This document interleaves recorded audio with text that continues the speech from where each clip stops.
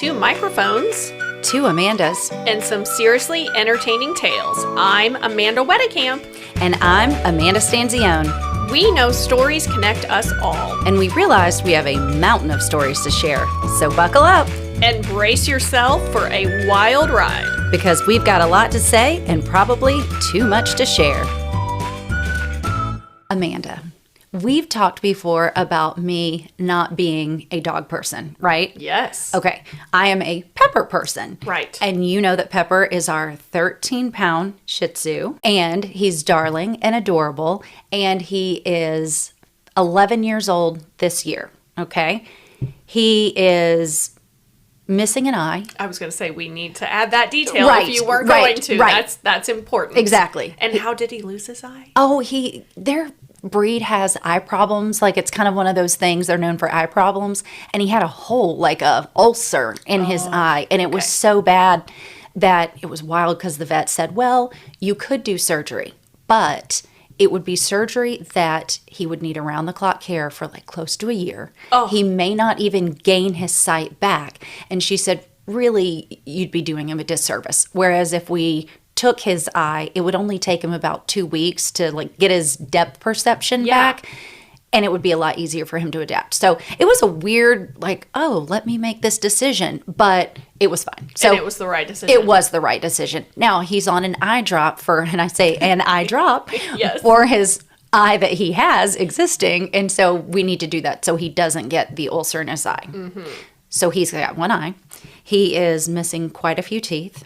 He has heart problems, and he is on a lot of medication. He's on an allergy pill.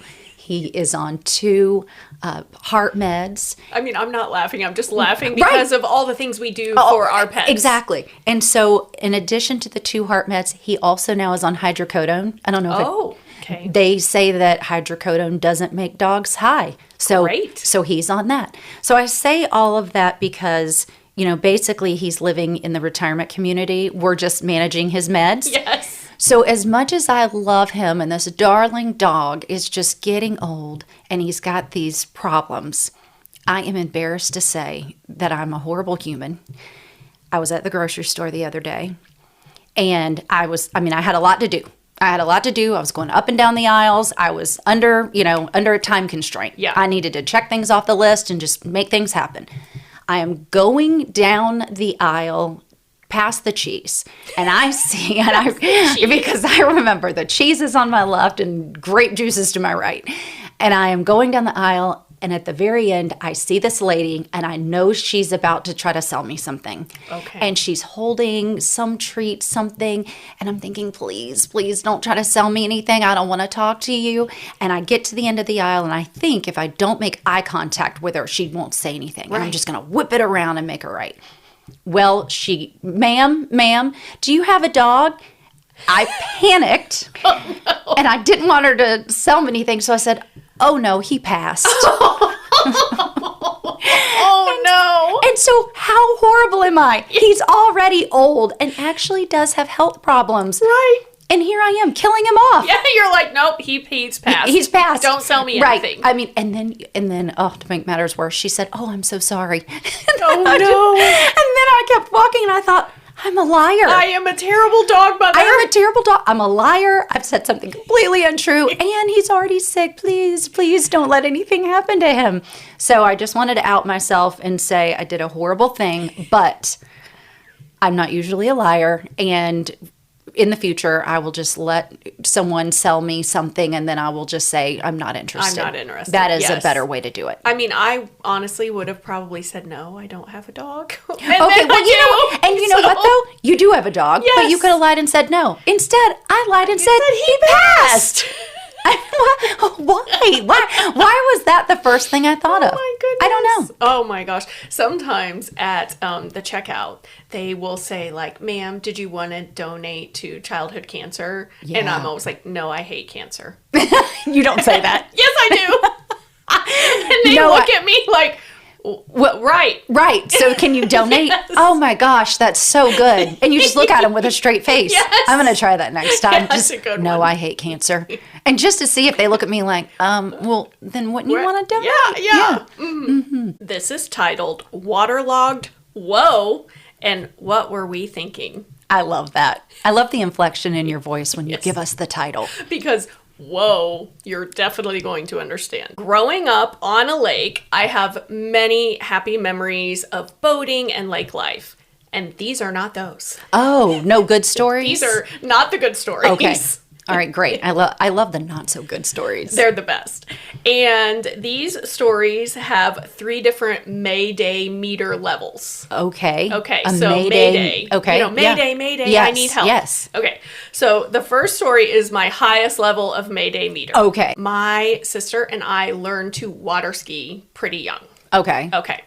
And the way in the 80s that you learned to water ski, for us at least, we started on a zip sled, which is a really large, hard piece of plastic. Okay. The ski rope is tied to the zip sled. Okay. And then there's a little rope that you just hang on to, but it's not the thing pulling you. Oh, that's actually a really great way to learn. Yes, because you're not getting really pulled. It's really the zip sled that's getting pulled. I didn't learn how to ski until I was in high school, and I remember that was part of it. Like, you would always get pulled forward yes, versus and you're like drowning almost. Exactly. Yes. Whereas if you all right. So the zip sled was super popular. Ours was blue, and I remember, it would start to go, and you kind of get on your knees first, and then you stand up.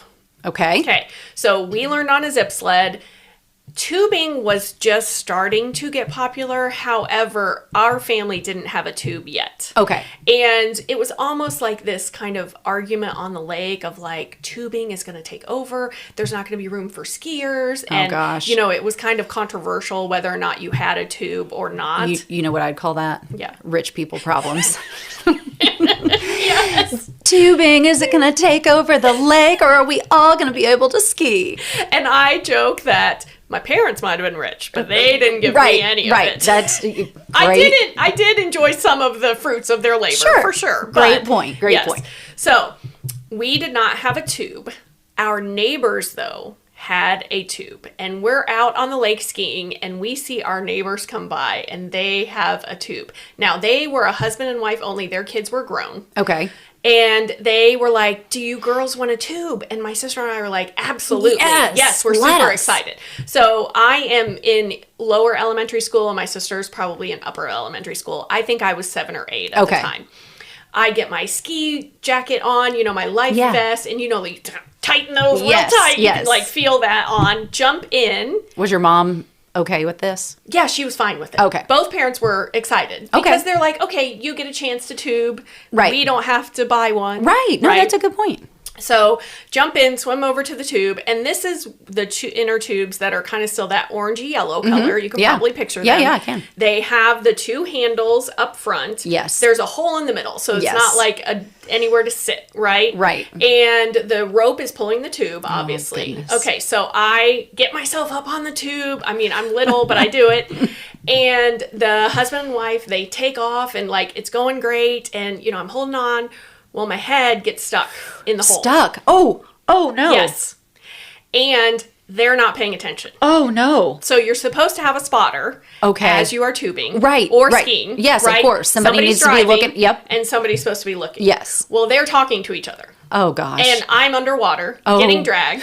My parents are in our boat. Yes. Watching all this happen. They can see all this happen. Yeah, they can see it because we're tubing kind of in the area. Yes. And they're screaming and yelling, trying to get their attention. My daughter's drowning. I am drowning. Yes. I mean, and I remember thinking, I am really drowning. Are you serious? I'm going to die. Yeah, it was terrifying.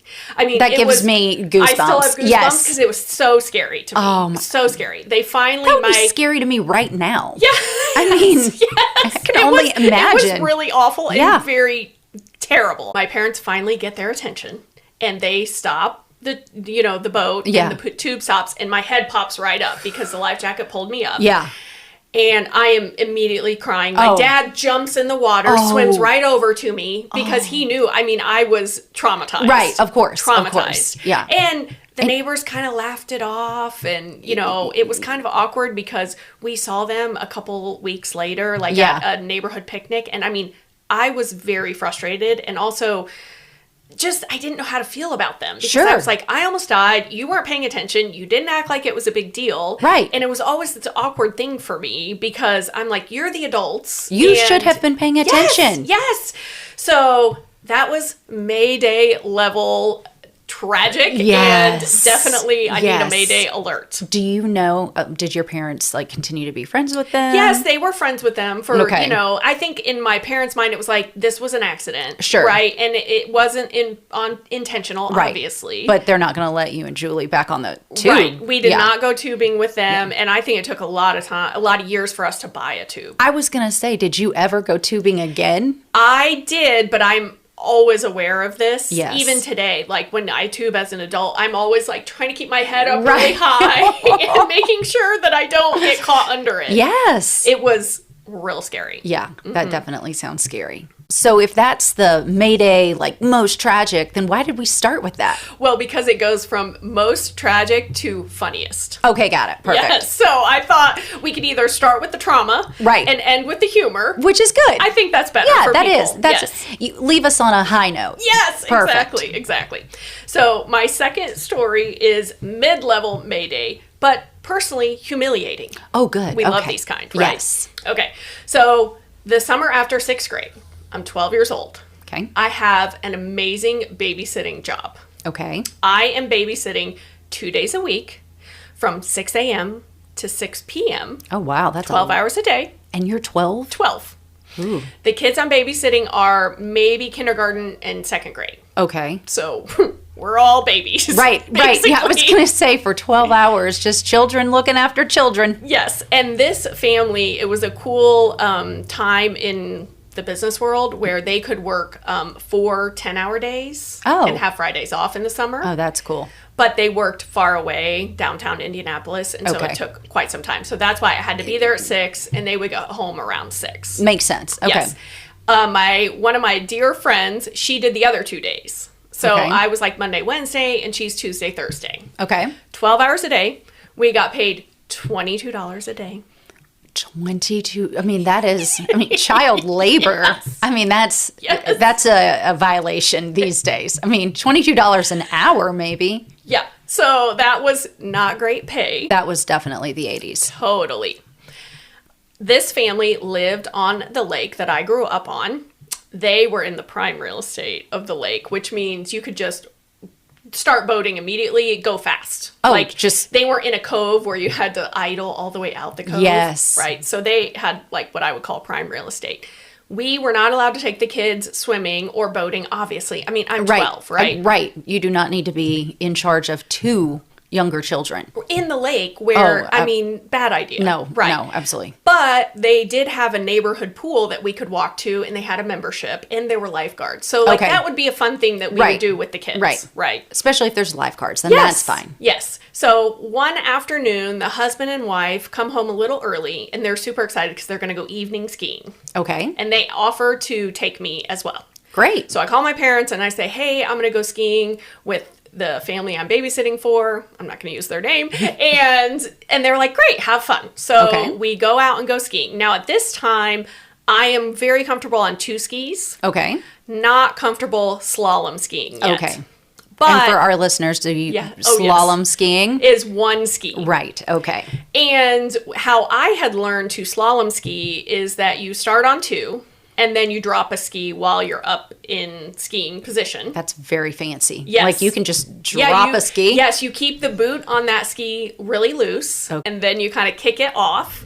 And you have to remember where you drop that ski Yeah. because you're skiing gotta and you circle got to go back. back and get it. Wow. But the skis float, so it's not too hard. At 12 years old, you're slalom skiing? Yes, dropping a ski. Wow. Yes. That's yeah. really impressive. It was fun. It was super fun to do.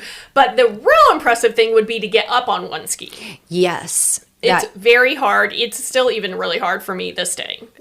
I can't imagine even trying, to be honest with you. I mean, it And- would just be hilarious to watch me. When you slalom ski, first of all, you have to have your arms really straight and you've got to hold on, and that water is splashing you in the face, and you just have to wait for the boat to get to the right speed, and then you pop up. You pop up. Yeah. But okay. they can't just take off super fast because then it's going to pull the rope out of your Right, arm. So there's right. like a balance between this. And the family I was going skiing with, this family I was babysitting for, they were literally expert skiers. I mean, they're like in and out of the wake. I swear the guy could do flips. Like, he's super good. Yeah. So he's like, we're going to get you up on 1. Like, it was kind of his goal. Yeah. And you're like, I'm up for it. And I was like, sure, Yeah. I'll try. So, there's multiple attempts and Sure. you're holding on. And I think maybe I got up once and it wasn't really successful. Right. So we head back in, the ski part is done and they're going to take me home. Now, here's an important note. Okay. I had to go to the bathroom. The whole time you were on the boat? No. Okay. As we're kind of heading back in. But if I really only had to pee, I would have peed in the lake. I was just about to say, is this a number 1 or 2 situation? Right. So we're in a number 2 situation. Okay. So I get into their house and I'm changing and I'm like, all of a sudden, tons of water comes out. Oh, no. And I don't know what's wrong. Oh. I'm 12. Oh. And I'm like, is something happening? Like, is this bad? Am I sick? What's happening? So I put my clothes on. They take me home. And I immediately walk through the door. I'm like, Mom. And I explain the whole thing. She's like, oh, honey, you got an enema while skiing. Oh my gosh. Yes. Oh my gosh. And you're like, okay. Well, I was like, okay. Now I know what that is. Yeah. Well, at least it didn't all like fall out in their floor. Yeah, or did true. it? No, it didn't. Okay. No, I made it to the toilet and everything. Okay. But also lake water as an enema is probably really gross. Like extra gross. Right. Just maybe. Not super clean. Disgusting. But I didn't get any like long-term bacterial infection or anything. Right. But I mean, yes. As a 12-year-old though, when you go to sit on the toilet and you're like, what's happening? What is happening? Because, I mean, I've had diarrhea before. This was not that. Right. This was something way different. Right. And you have no idea what's happened. You don't know. Right. Yeah. It was a totally different feeling. And then also you think you're going to the bathroom and you're like, water. Yeah. And you're like, what is happening? What is happening? Mm-hmm. Okay. And as someone who has continued to ski, sometimes I'm like, I'm never slaloming again, ever. You're like, I'm good on the water enemas from the lake. Exactly. Okay, good. Our last story is a 0 on the MayDay meter, but hopefully completely relatable. Okay. In the year 2002, we had a family member that had passed away and I had come into some money. It wasn't like life-changing money, but it was But you were an adult at the time. Yes. I was an adult. And Gus was 3 years old at the time. Okay. So, I mean, we had, one child. We weren't planning on having any more. We are driving on our family vacation to Michigan. So it's Jim, Gus, and I. And as we're driving up there, Jim starts to rationalize, we have this money. We always go to Michigan with a bunch of family. And typically my cousins, they bring their 2 jet skis. Okay. But they were kind of on their last leg. So Jim's like, if their jet skis aren't working, I think we should buy a Sea-Doo. Wow. And I'm like, and you're like, yeah, I'm in for it. Great. Okay. Like, that sounds super fun. Like, we go to Michigan every year. Let's buy a Sea-Doo. Yeah. Okay. We don't live on a lake. Yeah, I was going to ask. I'm like, wait a minute. You don't actually live on a lake. You're just thinking, I'm going to Michigan. Right. So we lived in New York at the time, didn't live on a lake, didn't even actually have a house with anything bigger than a 1-car garage. Okay.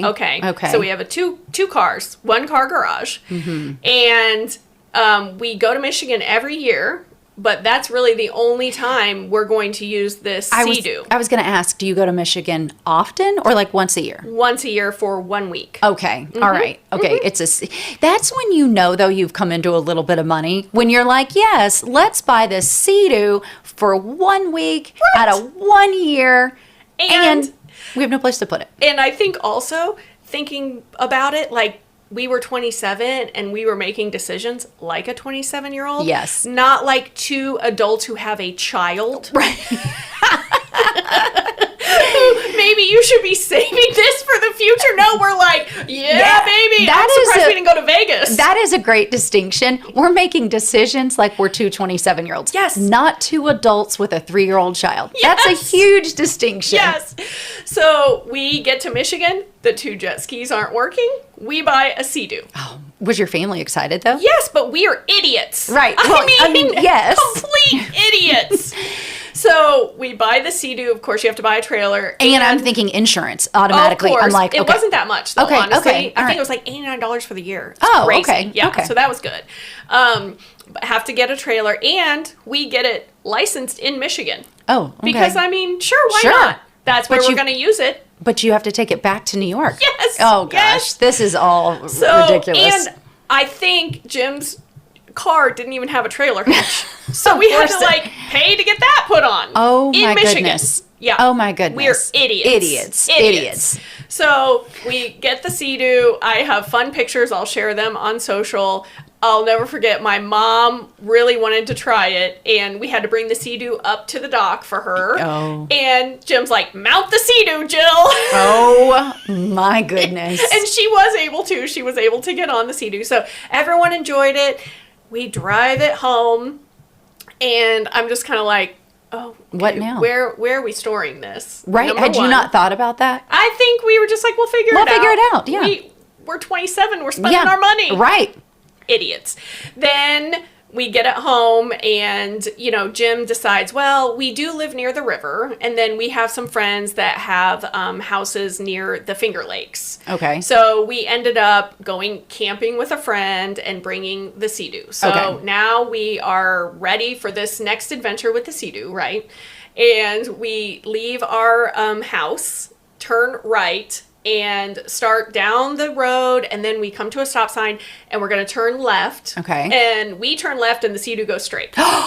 No way. Yes. No way. Yes. Just, it came unhooked. I mean, I don't know. But it's because you guys had to have been the one to hitch it. Yes. And so just because we don't know what we're doing. Right. Because so we you just, are 27 and we've never owned any kind of equipment like this. And so it's just brand new to you. Brand new to us. And so you just didn't do it correctly. Right. And we learned. So it went in someone's driveway. Luckily, like, it didn't fall off the trailer or anything. But I mean, I'm thinking a 3-way or a 4-way stop with a lot of people lined up. But no, it wasn't too bad. We're coming out of the neighborhood. Okay. And we're stopped at the stop sign, and then we go to turn left. Okay, and so the it Sea-Doo goes, just keeps going. Yeah. And suddenly those people have a Sea-Doo in their driveway. Their yard. Yeah. Yes. So that was quite funny. We really didn't know what we were doing, but by golly, we stored that Sea-Doo outside of our house. Jim would cover it, and we were just like, I'm sure it'll be fine. Okay. And so it was stored in the New York winters outside. Wow. Smart. And then we did end up in 2005 moving to a bigger house. And so Jim would store the Sea-Doo in the garage. My car's in the garage, and he would park outside. He would park outside just to be able to put that Sea-Doo in the garage. Mm-hmm. I mean, the fact that you guys still had it like 3 years later is actually really surprising to me. It's impressive. Yeah, I mean, you're using it 1 week per year. 1 week. And you are housing this thing all year, and he's willing to park outside just to put it in your garage. In the New York winters. That is Upstate insane. New York winters. Well, when did you finally get rid of this thing? Oh, well, it's coming. Okay. Yep. Okay. Mm-hmm. So we end up taking up to Michigan every single year. Finally, after several years, Jim says to my cousin, hey, you have a pole barn up here and some property. Do you think we could store the Sea-Doo up here? Okay. So we ended up storing it up there for a few more years. But not selling it. No, just we still haven't sold it. Okay. Still haven't sold it. The other thing to note about boating in general, and maybe this is just my family, but it feels like the boats never work. Right. Okay? Is that just me? Well, they say like the best day of boating is the day you buy it and the day you sell it. Yes, because it just was continual problems. We would put the Sea-Doo in the water and not even know if it's going to start. Because we haven't used it in 1 whole year. That's right. And it's not like you can just try it out on the way. You can't just try it. You gotta wait. You've got to be in the water. So I knew if Jim came back quickly, now we've got to take it on our vacation 45 minutes to an hour away for them to work on it. I can't believe this is still a smart idea. Oh, it's not. It was all terrible. And at this time, didn't you have Gwen? Like you had a baby? Yes. Oh, and we just are still doing it. Just still doing it. We're like, because the whole family, like all my cousins loved using it, but I'm like, do we even really use it? Right. But I guess it was fun for the whole family. It was, yeah. And I love how Jim rationalized, like, well, we've always had jet skis, and we are the ones it would make the most sense for us to get it. Sure. It would make the most sense. Not because you live near a lake, but because you had money. Right. And why not spend it? Exactly. And we were 27 with a child. And most of my cousins hadn't had kids yet. So he's like, we're the next obvious option. Obviously, yes. Best decision ever. Whatever. So multiple times it's not working. Eventually in 2019.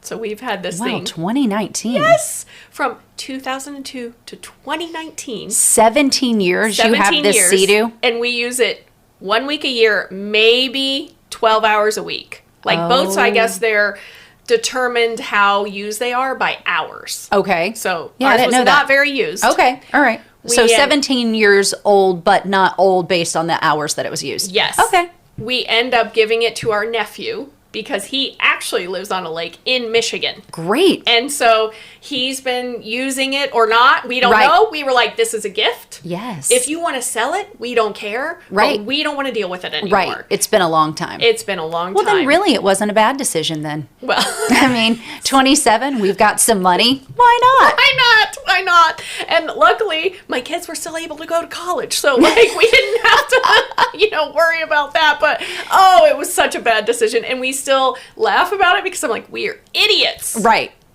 I think with Chris and I, if something like that happened years later, we would be like, the running joke would just be, well, do you want to buy a Sea-Doo? Right. Yep. I mean, that would just Should we just buy a Sea-Doo? Right. Mm-hmm. Waste of money. So those were my waterlogged, whoa, and what were we thinking stories. Great stories.